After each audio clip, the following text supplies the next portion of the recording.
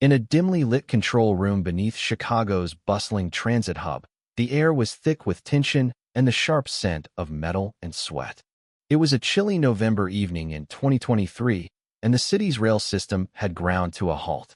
Commuters packed the platform, their frustration boiling over into shouts and bangs on ticket booths. Amid the chaos, Sarah Coleman, a 34-year-old technician, stood quietly in the corner, her worn uniform smudged with grease, her dark hair pulled into a messy ponytail. Small but resilient, Sarah had a quiet strength that went unnoticed by the crew around her. Her toolbox sat untouched by her feet, her hands clutching a rag as she wiped down a console, ignored by the other Solda men with crisp uniforms and louder egos. The crew chief, a gruff man named Tom with a perpetual frown, barked orders at the male technicians, dismissing Sarah entirely. "Keep it clean, Sarah," he snapped, tossing her a rag that landed near her boots. The others, veterans like Frank, with his graying mustache and a chewed-up pen, and younger, cocky Ben, with a faded eagle tattoo, chuckled. "At least the room will sparkle," Frank muttered, loud enough for Sarah to hear. She stayed calm, her jaw tight, her eyes flicking to the control panel where red error lights blinked like a warning.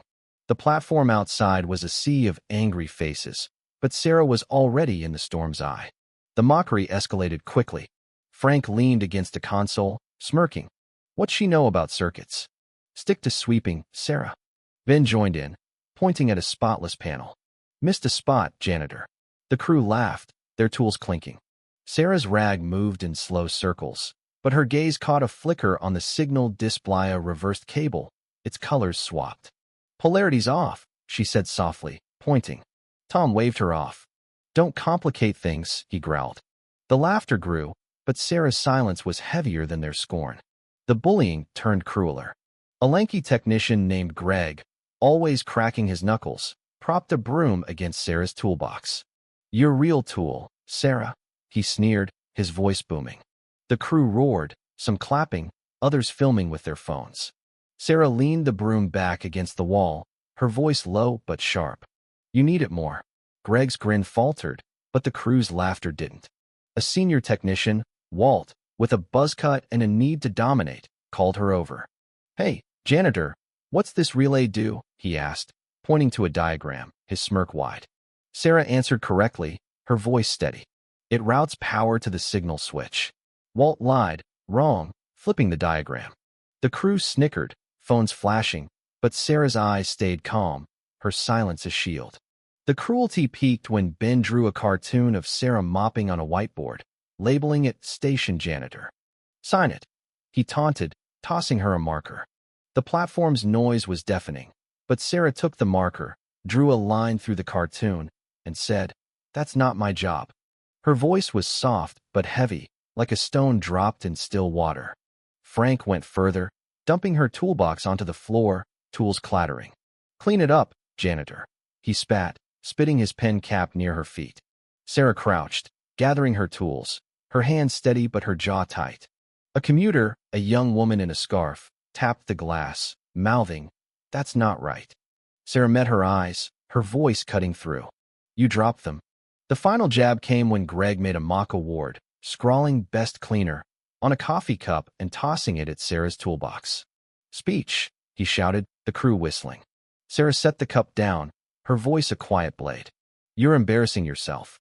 The platform was chaos, commuters shoving, but Sarah turned to the panel, her rag tucked away, her focus unbroken. 30 minutes in, the system was still dead. The chief systems manager, Mr. Ellis, called, his voice thundering through Tom's phone. "Fix it in 30, or you're all fired." The crew froze, their bravado crumbling. Ben's tattoo glistened with sweat. Frank's pen snapped. Tom shouted, "Someone figure it out." Greg, still cocky, sneered, "Let Sarah try. Maybe she's got magic." Nervous chuckles followed, but Sarah stepped forward. "Can I?" she asked, her voice firm. Tom nodded. 5 minutes. Sarah moved to the panel, her hands steady despite the eyes on her. She traced the reverse cable, flipped switches, and checked a worn manual. In minutes, the system hummed, lights turning green. The train roared to life, and the crowd erupted in cheers, some clapping Sarah's back through the glass. Frank's pen fell. Ben's jaw dropped. Tom stared, stunned. But Tom's pride stung. He pushed past Sarah, muttering, "I'm checking this," and fumbled with the wires. A spark popped, and the system crashed again, red lights flashing. The crowd booed. "Mr." Ellis stormed in, furious. "Who did this?" he demanded. The crew froze, Tom's hands shaking. Sarah stepped forward. "I'll fix it," she said, her voice clear. She worked fast, re-engaging the system, her manual guiding her. The lights steadied green, the train rumbled, and the crowd cheered again. "Mr." Ellis turned to Tom. "She's in charge of this line now. You retrain under her." The crew gasped, Frank's face pale, Ben's fists clenched. Sarah nodded, her toolbox at her feet, her uniform smudged but her eyes bright.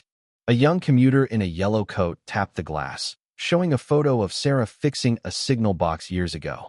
"You saved my train once," she said, eyes wide. Sarah nodded, her voice warm. "Glad you made it." A supervisor, Ellen, stepped in, holding a log book. "Sarah's fixed this system for years," she said, showing entries of Sarah's work.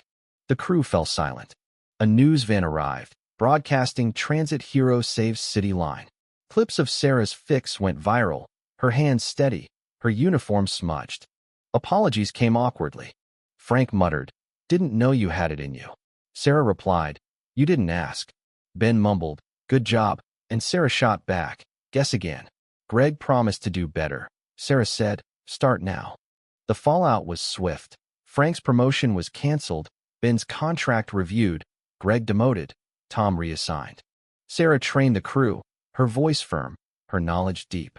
She started classes for overlooked recruits women, kids from tough neighborhoods. A boy named Malik, with a stutter, fixed a relay under her guidance. "You're enough," she told him, and he smiled, his hands steady.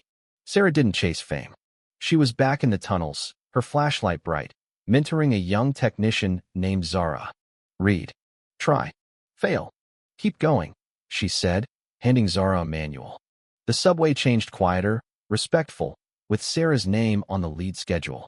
Her story spread, not for the cheers, but for the night shifts, the smudged uniform, the kids she trained. It was about standing tall when the world bets you'll fall. What do you think? Did Sarah's crew deserve a second chance, or should they have faced harsher consequences? Have you ever been underestimated like Sarah?